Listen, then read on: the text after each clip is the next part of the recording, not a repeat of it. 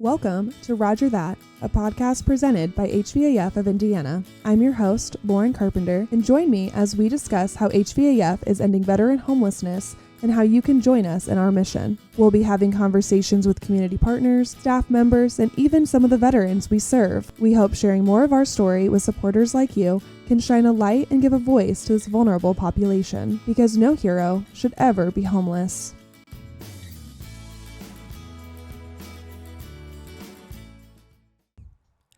It's October, which means it's Breast Cancer Awareness Month. According to the National Breast Cancer Foundation, 1 in 8 women in the United States will be diagnosed with breast cancer in her lifetime. So chances are you know at least one person who has been personally affected by breast cancer. I know I have with my grandma and my best friend's mom. They both have gone through breast cancer and both survived it, thankfully. This month and this topic has always been something that is near and dear to my heart. And there is hope, though, in all of this. The National Breast Cancer Foundation says that when caught in its earliest localized stages, the 5-year relative survival rate is 99%.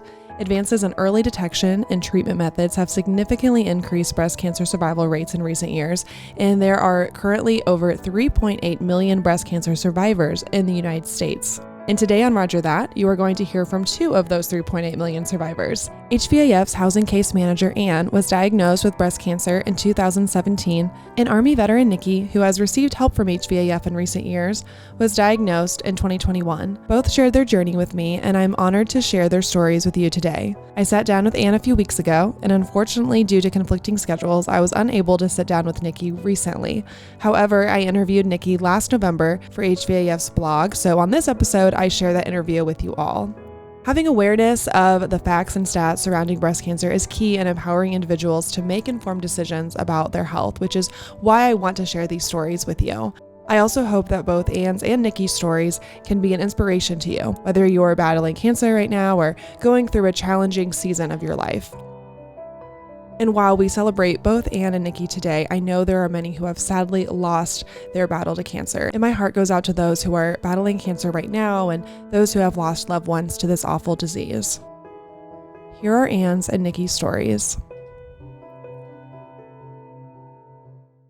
All right, today on Roger That, I am joined by one of HVAF's case managers, Ann. Ann, how are you today? I'm wonderful, thank you. Yeah, of course. So thank you for coming on Roger That and, sharing your story with us. But, you've been at HVAF for almost a year now. Almost a year. October 17th, it'll be 1 year. Awesome. That's so exciting. Yeah. So why did you want to work at HVAF?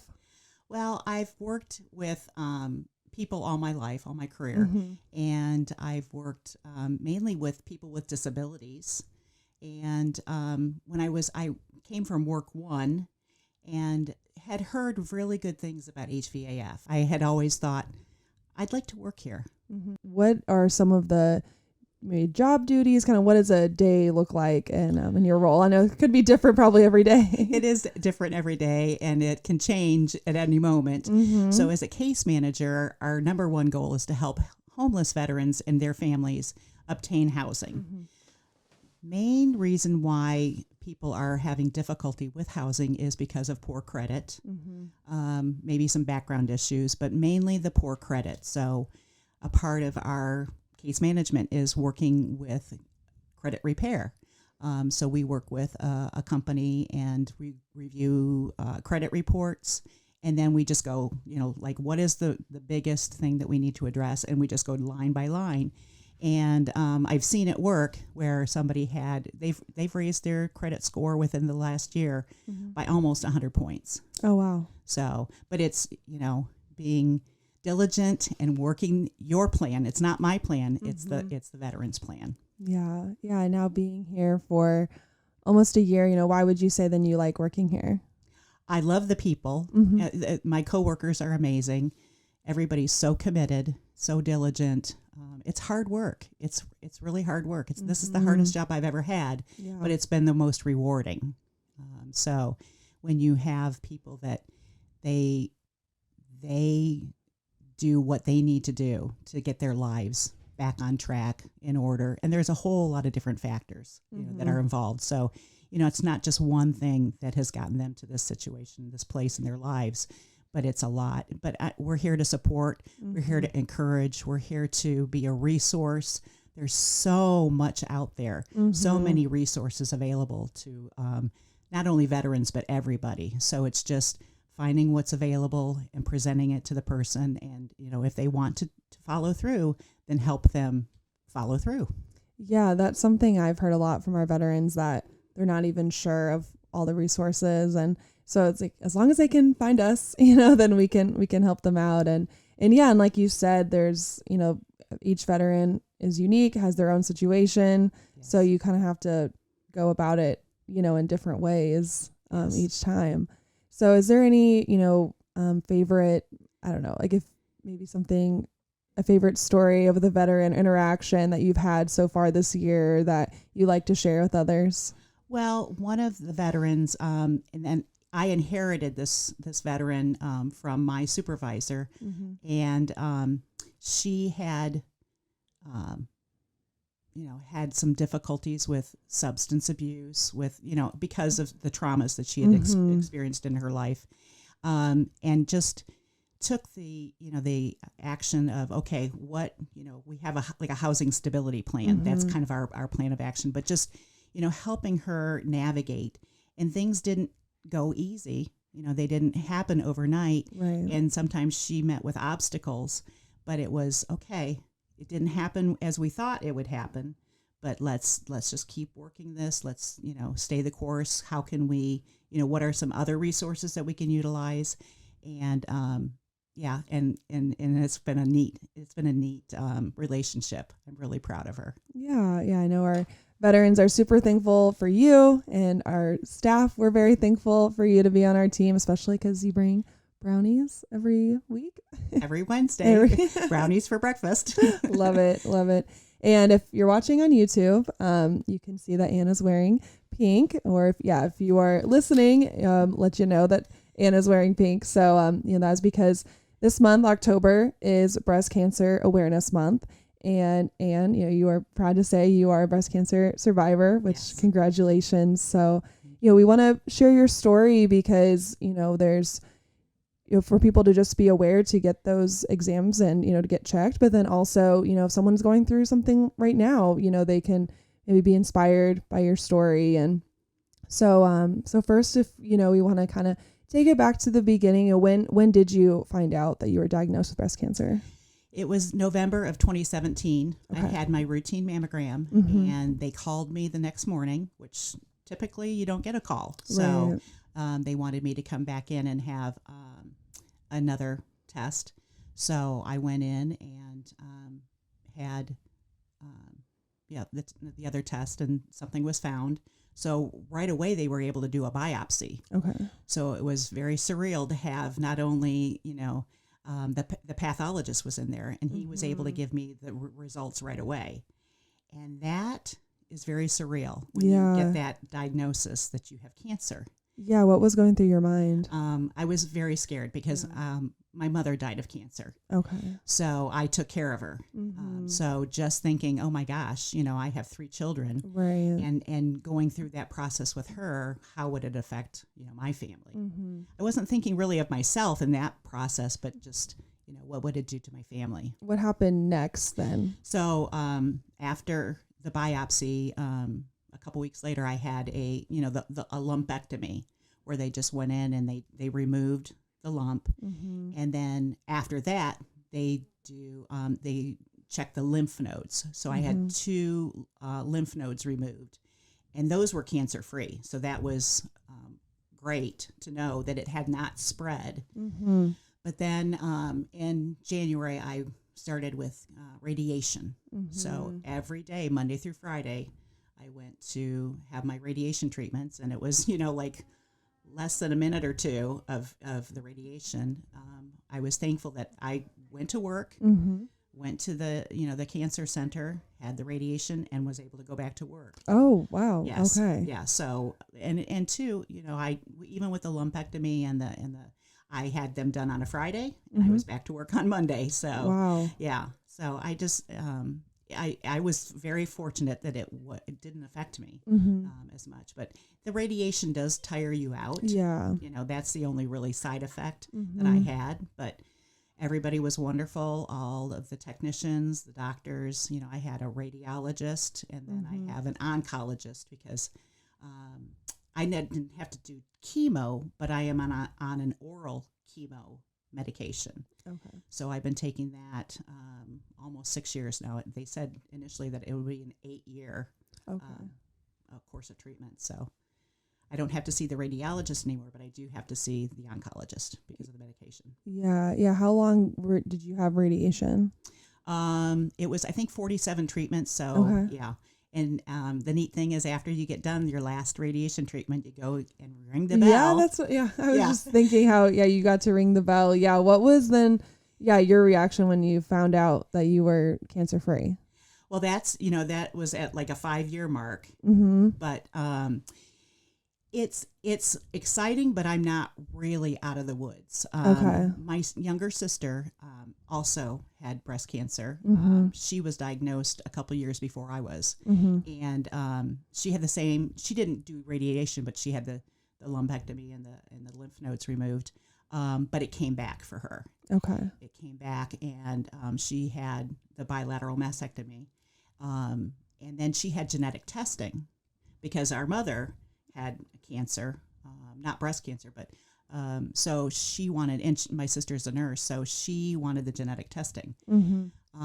She tested positive for ATM. Don't ask me what those initials are. I'm sorry, but you're more prone to have breast cancer. Colon cancer is still kind of up in the air. They haven't gotten all of the information back, but that's a concern. Pancreatic cancer, and then in men, prostate cancer. Okay. So I had the testing done as well, and I am also positive for ATM. So that just means more screenings. So not only do I have an annual mammogram, diagnostic mammogram, but now I have a breast MRI as well.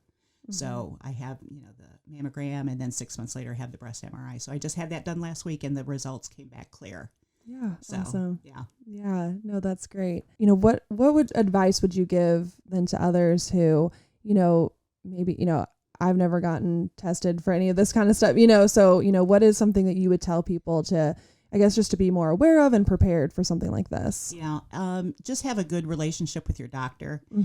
Do get the screenings, get for women mammograms, any kind of, and know your family history, because I never thought that we had much cancer in our family. But then before I had the genetic testing done, there's a questionnaire, and you go through, and it's like, oh my goodness, we have had a large amount of cancer in our family. So that was very eye-opening. And there is fear, but knowledge is power, right? And I tell people, don't put your head in the sand, because unfortunately cancer is showing up in people younger and younger, colon cancer, and that's another thing, because of this genetic mutation, instead of having a colonoscopy every 5 or 10 years, now it's 3 years. Yeah. So it's just it is what it is, and you just have to get the tests done, and have a good support team, not only with your doctor type teams of doctors, but your family as well. Yeah. Knowing more of these results, I do think it would be really easy to then live in fear. Yes. So how, besides having the knowledge, how do you not just, I guess, what's your advice then to not living in that fear? I have my faith is very, very helpful, very important, and just being able to talk to others. Yeah. And I feel like, throughout my whole life, God has put me in different places. I feel like God put me here, to help others, to help veterans, to help those who are less fortunate. And, my cancer journey, it's like, I never thought I would have cancer. You never thought, think you're going to get sick or anything. But after watching my mother and taking care of my mother during her journey, it's there is fear, but it's also, I feel like I need to tell others and be a support to others with their journey. So that's why I'm here today talking to you, Lauren. Yeah. Yeah. Well, how would you say that your, going through something like this has maybe changed you and shaped who you are today? Well, just seeing, the reaction. Sorry. No,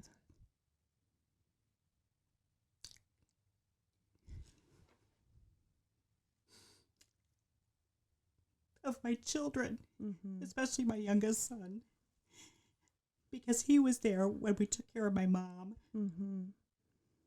But just knowing that we've gotten through it, Mm-hmm. and what doesn't kill you makes you stronger. Right. And I found out I'm really strong. Yeah. I'm really strong. And there are times when, we all doubt ourselves, Mm-hmm. but things happen for a reason. And the relationship with my children, my sons, I have 3 sons, they're all grown, got stronger, Mm-hmm. And just enjoying and knowing that every day is a blessing, Mm-hmm. because you never know. Right. You could be perfectly healthy and not be here tomorrow. So Mm-hmm. one of my biggest lessons was just to be thankful for all of my blessings, Mm-hmm. and just be there for not only myself and my family, but others. Every day, a new person enters my life, especially in my job here, Right. and just listening to people and understanding where they're coming from and not judging. Yes. Not judging, because I think, especially today with social media and, all the negativity, Mm-hmm. we have to be more understanding and more forgiving of people, because nobody's perfect. Mm-hmm. I'm the biggest example of that. And just to try every day and to thank the good Lord that I'm here every day, and just He's given me another day. So I'm very thankful for that. If there's someone listening right now who either they're going through cancer, they're going through some sort of, hard season in their life, what would you like to say to encourage them?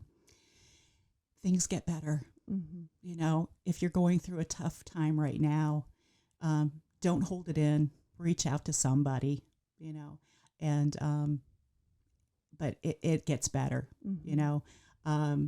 I look back on my life, and I think, oh my goodness. In fact, I was talking to a friend last night, and she and I went through some difficulties together. We've both got 3 boys, and we're both single moms. Mm-hmm. So, and just like, how did we do it? You just did it. You just got through it.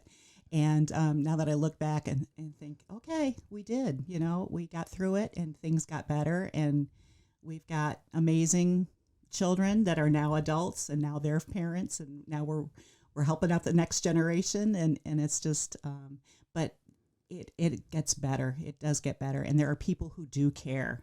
So if you feel like you're alone, come and see us at HVAF. Mm-hmm. We're always people. There are amazing people here that really care, and they might give you, I have sometimes, I joke, I have my coming to Jesus talk with some people when they need a little bit of a stern talking to, but that's done out of caring and out of love, that sometimes we have to hear some tough realities, but in the end, there are people who are here to help. Yeah. I hope you all enjoyed my conversation with Anne. Before I share Nicki's story with you all, I wanted to remind you that this will sound a little different than my other interviews on Roger That. So unfortunately, due to conflicting schedules, I was unable to sit down with Nicki recently for the podcast specifically. But however, I interviewed Nicki last November for HVAF's blog. So on this episode, with Nicki's permission, I edited the footage from that interview so I could share her story with you all.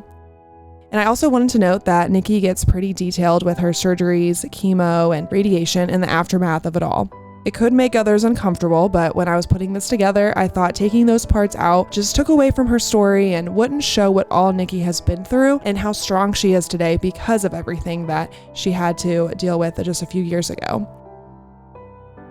And so we are so glad that we could serve Nicki during one of the hardest years of her life, and we can continue to serve her today. All right, here is Nicki's story. Right during COVID, I was in my car, and I couch surfed for a little bit, and then, You run out of couches after a while. So I worked at Bob Evans as a prep cook then, and it was cold, and it was about Thanksgiving time, and I knew I'd be working a lot of doubles. So I parked my car in the parking lot and slept there, and I'd go over to Meijer and I'd buy bottled water to wash my hair and wash up, and I'd put blankets that I had all the way around my car. And I was on Facebook, and a friend that I grew up with, we were elementary kids together all the way through high school, messaged me on Facebook. He goes, "Did you have an honorable discharge?" I said, "Yeah." He said, "Can you get your paperwork?" So I dug out all my paperwork, and then I called Emily. She said, "Okay, I'm gonna put you in a hotel." And then I got moved from that hotel to another hotel, maybe a week, maybe 2 weeks. I found out I had breast cancer. I was like, oh, really? This cannot be happening. I had 3 surgeries. The first surgery, they didn't get all the cancer. Out of 6 margins, they only got it out of 3. So a week later, I had to go back to the hospital so they could take out the rest of the cancer. Then, the week following that, I had 13 weeks of chemotherapy. And the first 4 weeks when you start chemo is very harsh chemo. Very, very harsh. And they weaken it as you go down. If you survive the chemo. Because the chemo it's a sickness that you never can imagine. It's worse than food poisoning. You fall. They give you medicine to help you keep you from throwing up and, losing it at the other end. But you're still weak. You don't want to eat. You get thrush and sores in your mouth, and then you don't want to eat. And then they give you this mouthwash so the sores and everything can heal. And then your immune system, you can't be around anybody, really. They don't want you to, because you can catch anything. And then after my 13 weeks of chemotherapy, then I had reconstruction surgery. Because I had only one bad breast. So I was a little bit more endowed. So I had them take me down almost 3 cup sizes. And they took from my left breast tissue and reconstructed my right. So it's nothing artificial. It's all me. And they cut me from one side all the way to here, up here, both nipples cut off, and up here. And then I had my port in my chest, and then my lymph nodes being taken out. And this is all why I stayed in the hospital, or in the motel. And then I started the radiation, and that's another thing they don't tell you about. The burns. And they don't tell you about that, how it just burns and burns and burns. And so I went through a few weeks of that, but I was here in the apartment, which I'm glad and very thankful. And then after that, I still see my oncologist. They had to send me to a cardiologist to check my heart because of the harsh chemo, and as long as I was on it, they were afraid it did damage to my heart. So I have to see a cardiologist regularly, and then I'm in physical therapy. I went to see my oncologist, and my arm was all completely swollen, my hand. I have neuropathy in my fingers. You can take a pin, safety pin, and poke it, and I wouldn't feel it. Same in my feet. And I fall sometimes because it's the middle of your foot that's completely numb. And so your front part of your feet sometimes don't catch up with the back part, so you fall. And then I couldn't write my name. I was like, oh, great. I'm going to have to learn how to write and print with my left hand. Great. I can't even hold a pen in my left hand. And so then they sent me to physical therapy. And so I'm in physical and occupational therapy. And that's where I'm at right now. So until that's over, they said, my oncologist said the neuropathy may never go away. It's a side effect from chemotherapy.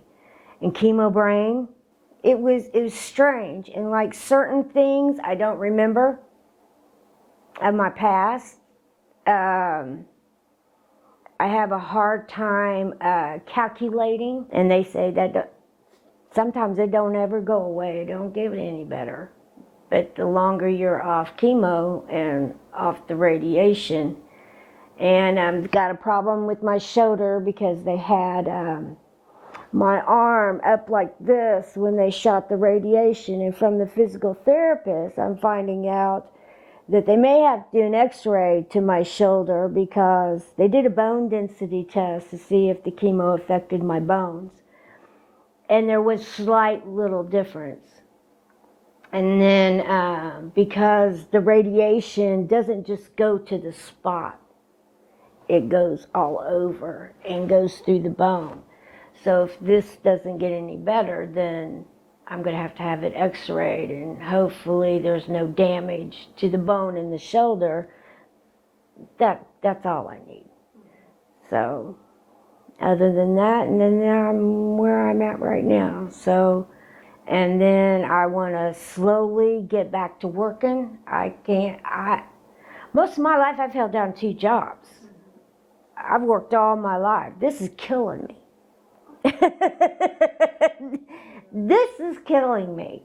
And so I want to eventually get back to work. My job no longer exists at the job I had when I found out I had cancer. You know, little by little, get my life back together again, or at least partly. I mean, I'm not as strong as I used to be.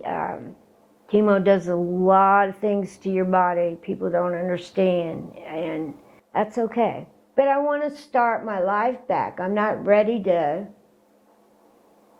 just sit back. And so they said, my oncologist says, Nicki, you're wanting this healing process to be like tomorrow, and it's not going to work that way. And he said, you got to be patient and go through and just heal. Your body's been through a lot. Like my physical therapist said, this one side of my body's been operated on 3 times. Boom, boom, boom. There was no real break between it, just a few months. And he said, especially for my age, I'm 58, I'm going to be 59 next month. You know, you don't heal as quick as you did when you're in your 20s and your 30s. So I got to take that in consideration too. I had 3 surgeries, 13 weeks of chemotherapy, 5 weeks of every day, 5 days a week of radiation, and they provided me to stay in this motel during all that, which I'm very, very grateful. I would have died. And the hotel, I can't say enough for them. They checked on me, they made sure I was, and they didn't have to do that. They did not have to do that at all. And so then I started getting better. During my chemo, you know, I had to go through, get a voucher and this and that to get my apartment. But I just kept going. I figured I'm not going to die this way. I can't. I have an apartment. I have food stamps now. I wish I never got cancer, but it is what it is, and I'm very grateful, very, very appreciative and very grateful. And I don't know what I'd do without Sherelle. Oh my gosh.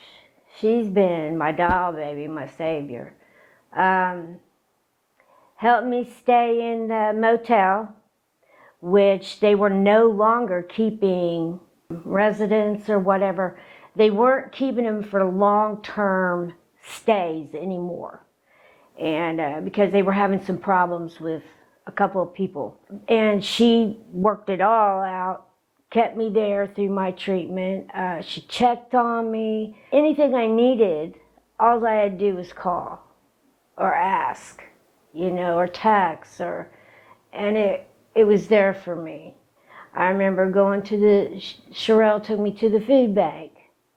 And I was just so sick. I had had chemo, I had no hair, it just does so, you get so down going through chemo, and she was just there always picking me up regardless and keeping my spirits up and keeping me going. I knew she would be calling. I'd be laying in bed sicker than a dog, and I knew she would be the one person that would call and check up on me. And every so often, if she didn't hear from me, she'd be calling. And I know if there's ever anything or any problem or anything, all I have to do is text her. And I don't even have to call her. All I have to do is text her and she gets back, And if she don't hear from me, she gets with me. I'm just checking. What's going on, girl? And I love that because I don't have any family. I have my son. He's 28. He lives in Greenwood. And he's got his own issues and stuff going on. And it's just me and him. And he's another reason why I kept fighting, because his father passed away when he was 7. Just turned 7. And his daddy's people are all gone. And so it's just me. And I'm not ready to leave him yet. And I do know once I get on my feet, I want to give back. I want to give back to the cancer societies. I want to give back to you guys. I feel like that's my purpose. Maybe this is God's way of putting me here and keeping me alive and pushing on. All right, that wraps up this episode of Roger That. Thank you so much for listening. If you haven't already, please be sure to subscribe to Roger That on wherever you get your podcasts. And be sure to follow us on social media at HVAF of Indiana. And for even more stories on HVAF and the veterans that we serve, check out our blog on our website at hvaf.org. Thank you, and until no hero is homeless, we'll see you next time on Roger That, a podcast presented by HVAF of Indiana.